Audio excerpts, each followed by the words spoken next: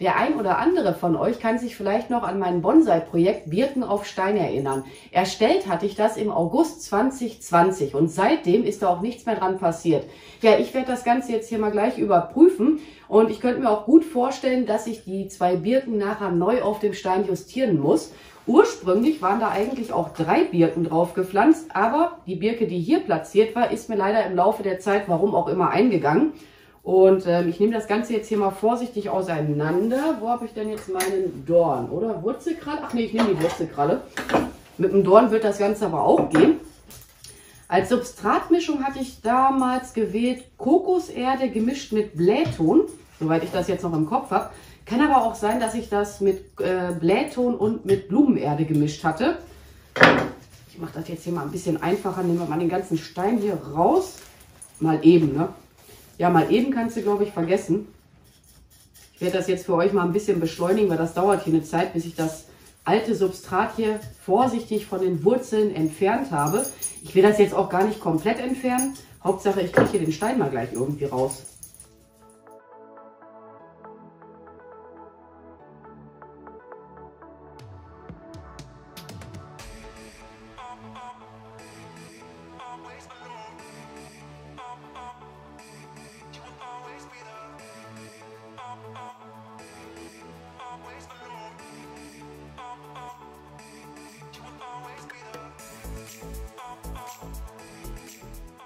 Ich habe jetzt die beiden Birken von ihrem alten Substrat getrennt und ihr könnt es ja schon sehen, die Pflanzen habe ich auch voneinander getrennt.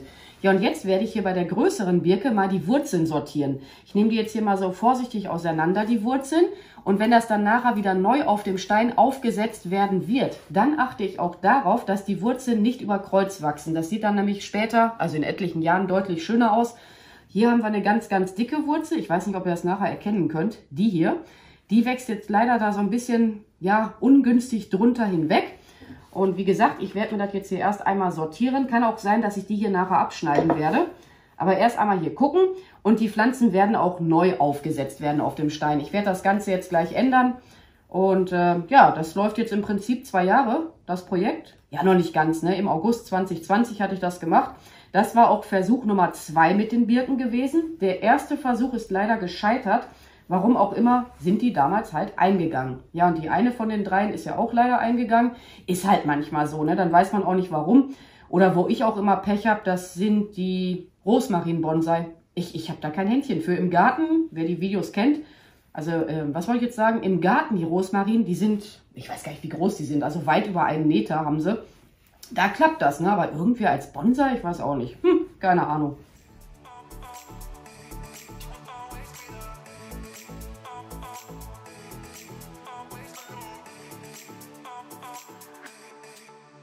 Ach, was ich euch noch sagen wollte, achtet auch immer darauf, dass die Wurzeln nicht eintrocknen. Jetzt ist das momentan kalt in meiner Werkstatt, von daher muss ich jetzt die Wurzeln nicht mit Wasser einsprühen. Aber wenn das jetzt beim Umtopfen bei euch wärmer sein sollte, dann einfach immer mal die Wasserspritze benutzen und die Wurzeln sicherheitshalber einsprühen. Das wäre nämlich letzten Endes echt zu ärgerlich. Ja, und jetzt überprüfe ich mal, wo kann ich denn schon ein paar Wurzeln abschneiden, ne? Vor allem Dingen, die so, ja, sagen wir mal, mysteriös über Kreuz wachsen. Ja, die hier, da bin ich noch am Überlegen. Wenn ihr euch unsicher sein solltet, einfach auch erst einmal dran lassen. Hier habe ich so eine Geschichte. Das ist schon so ineinander verwurstelt. Das sieht dann später einfach unschön aus. Wobei letzten Endes ist das auch alles immer Geschmackssache. Macht das einfach so bei den Bonsai, was wollte ich jetzt sagen, wie euch das gefällt, ne? Man kann nicht immer zu 100% nach Lehrbuch arbeiten. Das Ganze soll ja auch letzten Endes euch Spaß machen. Und nicht, dass man dann nachher frustriert ist, weil es doch nicht so klappt, wie es in den Büchern ist. Man muss da auch im Laufe der Jahre auch einfach seine Erfahrungen sammeln. So, hier ist eine dicke Hauptwurzel. Ist jetzt natürlich schade. Die kann ich mir aber... Ja, ich gucke mal, ob ich mir die noch irgendwie zurecht biegen könnte. Oder wir nehmen die da drüber weg. Jetzt muss ich erstmal selber noch mal ein bisschen überlegen.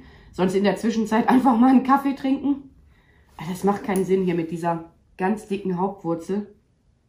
Oder ist eine der Hauptwurzeln, die muss ich abschneiden. Das ist so verwurstelt.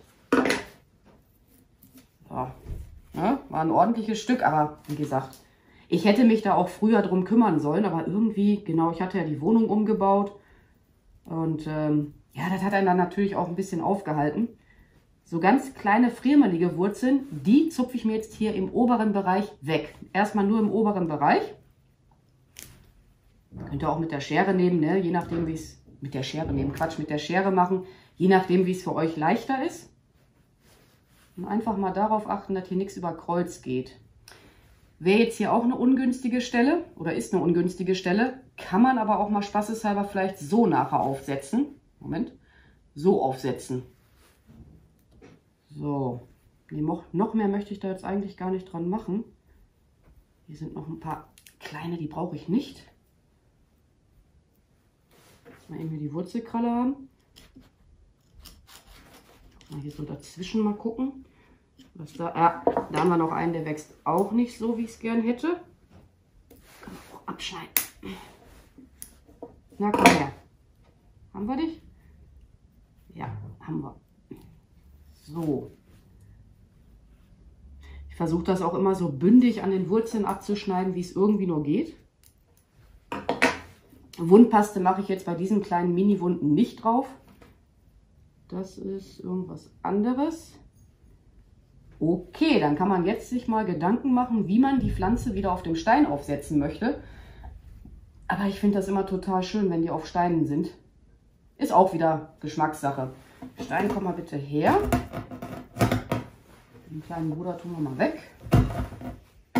Der kommt auch nachher in ein anderes Pflanzgefäß, der Stein. Ja, und jetzt muss ich mal wieder selber überlegen, wie ich den jetzt überhaupt platzieren möchte. Ich würde auch immer mal mir die Pflanze von mehreren Seiten betrachten, wie es euch am besten passt oder wie ihr das am harmonisiertesten, egal, findet. Und die Pflanze wird nachher wahrscheinlich auch noch gedrahtet werden. Aber das dauert jetzt hier eine Weile, bis ich mich mal entschieden habe, wie ich den aufsetzen möchte. Ich sortiere mir jetzt auch wieder die Wurzeln und guck mal, wie geht es am besten.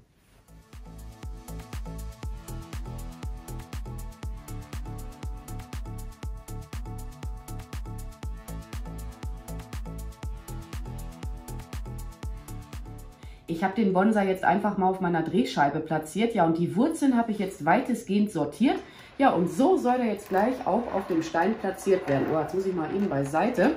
Im Anschluss wird er dann auch noch geschnitten und gedrahtet werden. Hier habe ich jetzt bereits meine Air-Pruning-Schale stehen.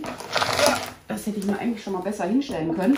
Da kommt jetzt ein Teil des alten Substrats einfach wieder mit hinein. Ich hatte den vorgestern ausgiebig gegossen. Das war jetzt ein Fehler. Merkt euch einfach mal, ja, ein paar Tage dann nicht wässern die Pflanzen, dann kann man das Substrat auch besser davon entfernen. So, das könnte jetzt erstmal dahin. Irgendwie brauche ich einen größeren Arbeitstisch. Jetzt werde ich erstmal den Stein da reinsetzen. Ich muss mir jetzt nur merken, wie ich den aufgesetzt habe. Haha.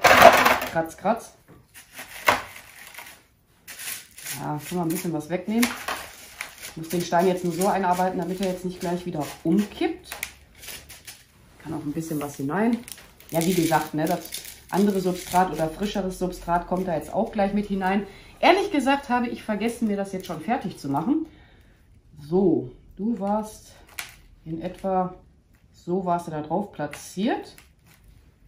Das Ganze ist jetzt ein bisschen friemelig, weil man sich jetzt erst wieder die Wurzeln sortieren muss. Ich glaube, ich mache das mal für euch eben im Schnelldurchlauf, sonst dauert das jetzt zu lange. Ich gucke jetzt auch noch mal, ob das jetzt so passt. Also irgendwie hatte ich den vorhin ein bisschen schöner platziert. Muss man eben noch mal selber gucken.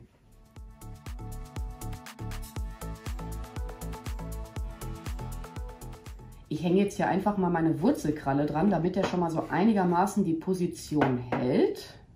So, ja, so geht es einigermaßen. Jetzt werde ich mir erstmal die Wurzeln auf dieser Seite zurechtlegen und da wird das dann auch mit Substrat schon mal etwas aufgefüllt werden. Ich drücke mir die Wurzeln auch so nah an den Stein, wie ich es irgendwie hinbekomme. Auch wieder leicht justieren.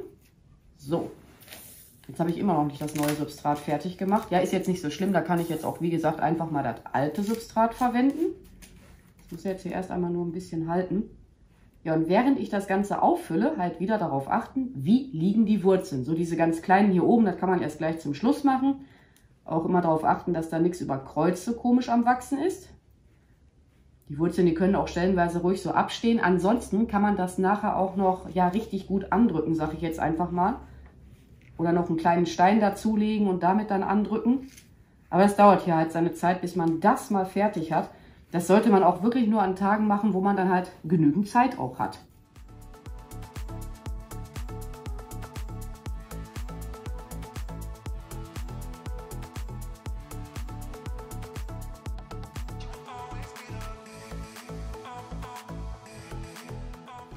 Das ist jetzt eine Mischung aus Kokoserde und Blähton. 2 Teile Kokoserde und 1 Teil Blähton. Ich werde das jetzt einfach unter dieses alte Substrat mischen. Das muss auch nachher gut durchgespült werden, weil das staubt immer so ein bisschen. Also der Blähton. Ja, einfach hier so grob miteinander vermengen. Könnt ihr mal hier so einen Dorn nehmen oder die Wurzelkralle. Einfach dann wirklich so ineinander verschuckeln. Die Seite lasse ich jetzt gleich noch frei und da muss ich auch noch die Wurzeln kappen. Die sind nämlich sehr, sehr lang. Na, komm mal her. So. Okay, das kommt schon mal weg. Du musst aber so liegen bleiben, mein Freund. Das war jetzt ein bisschen zu schnell. Ich drücke das hier auch an, ne, dass dann halt die Wurzeln so nah wie möglich am Stein gleich dran sind. Aber in einem Jahr oder in 2 Jahren wird das hier sowieso alles wieder hinausgenommen werden. Und dann wird es halt überprüft werden. So, machen wir es hier einfach mal mit rein. Das wird dann miteinander vermengen, das alte und das neue.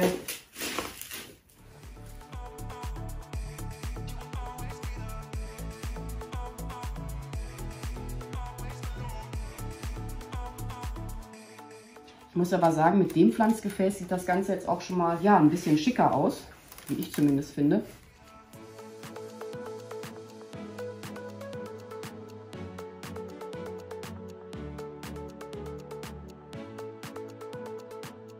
Bei der zweiten Birke kappe ich jetzt ein bisschen die Wurzelenden. So, na, das kann auch noch ab. Na, gehst du wohl ab? Die ist jetzt auch etwas einfacher zu platzieren als die große Birke. Da muss ich jetzt auch nicht so extrem die Wurzeln voneinander trennen. Muss ich nur eben überlegen, wie ich das gerne hätte. So, können wir dich so machen? Dich dann dahin. Muss ich nur darauf achten, dass das nicht über Kreuz wächst mit dem hier. Oder noch ein bisschen tiefer. Ja, ich sage ja, ne, das dauert eine Weile, bis man damit mal fertig ist. Mal schauen, ob die Wurzelkralle jetzt weg kann. Ja, hier haben wir noch eine ganz kleine Wurzel, muss man gleich gucken. Ich glaube, die schneide ich nachher ab. Wobei, wenn man sich unsicher ist, lieber erstmal dran lassen.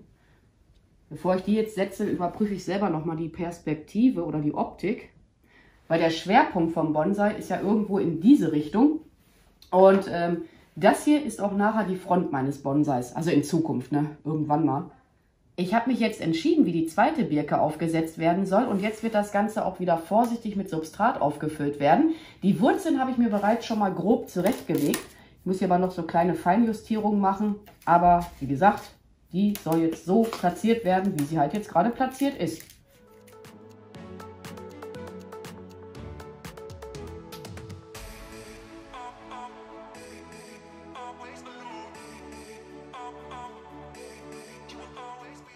Das meiste an Substrat habe ich bereits aufgefüllt und der ein oder andere fragt sich jetzt vielleicht auch an dieser Stelle, wie ich denn jetzt hier oben weiterarbeiten möchte. Ja, theoretisch gesehen könnte ich jetzt das Substrat hier so anhäufeln, hätte aber letzten Endes den Nachteil, dass ich mir das beim Wässern hier ständig so hinunterschwemmen würde. Ja, und ich habe jetzt hier noch diese, ja, wie soll ich das sagen, Plastikgitter in meiner Werkstatt gefunden. Die dienen eigentlich als Regenrinnenschutz oder als Laubschutz für die Regenrinnen. Habe die mir jetzt der Länge nach passend zurechtgeschnitten. Und habe die noch einmal so durchgeschnitten. Das wäre sonst zu hoch gewesen. Ja, und die lege ich mir jetzt hier mal ganz entspannt drumherum. Ich mache das auch nur deshalb gleich zweimal drumherum, damit das Substrat auch innerhalb von diesem, nennen wir es jetzt einfach mal Plastikgitter, bleibt.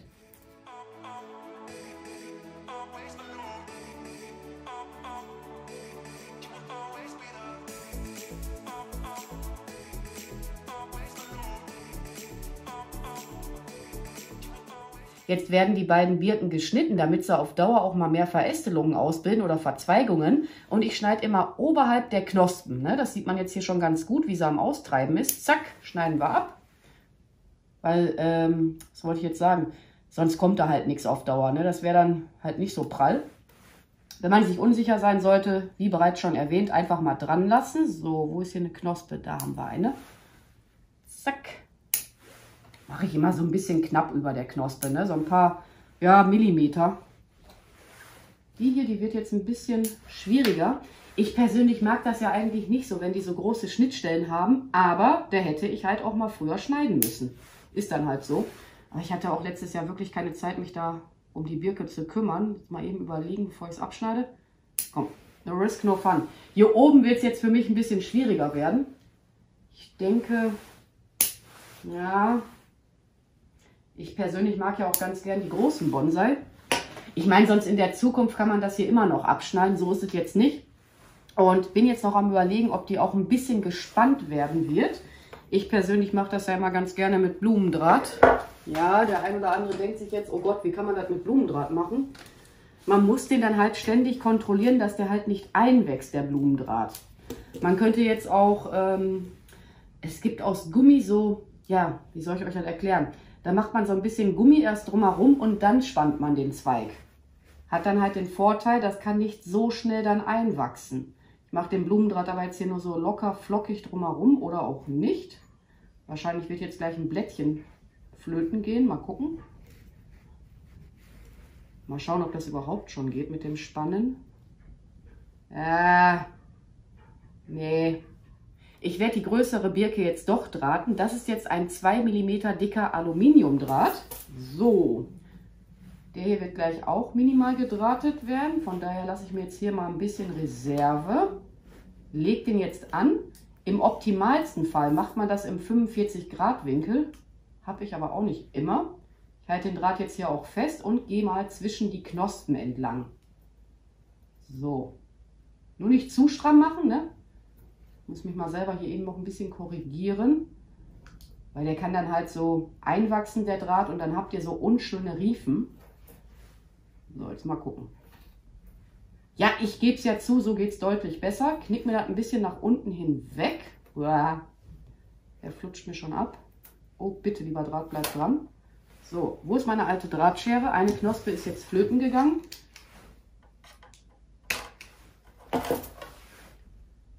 Okay.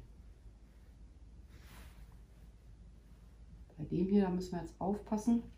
Obwohl den ganz kleinen lasse ich noch in Ruhe. Ich lege mir das jetzt hier nur so locker flockig mal dran.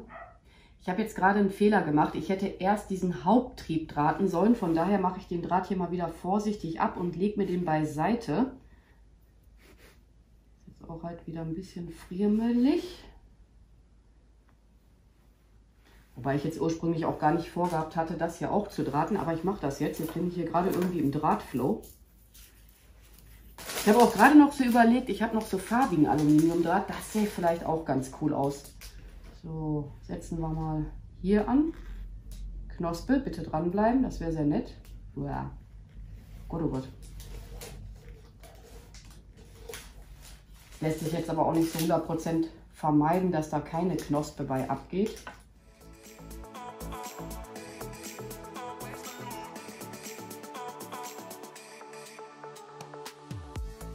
Das Schöne bei den Birken ist auch, dass die Zweige nicht so schnell brechen können, ne? Wie bei anderen Pflanzen. Zum Beispiel bei der Weigelie. Da können die Zweige relativ schnell abbrechen, aber das ist jetzt bei der Birke nicht das Problem. Aber dennoch vorsichtig biegen, ne? Nicht, dass euch der Zweig dann doch noch abbricht. Ja, ich glaube, so kann das doch auf Dauer mal ganz cool werden. Ne? Einfach peu à peu mal so biegen, wie ihr das haben möchtet.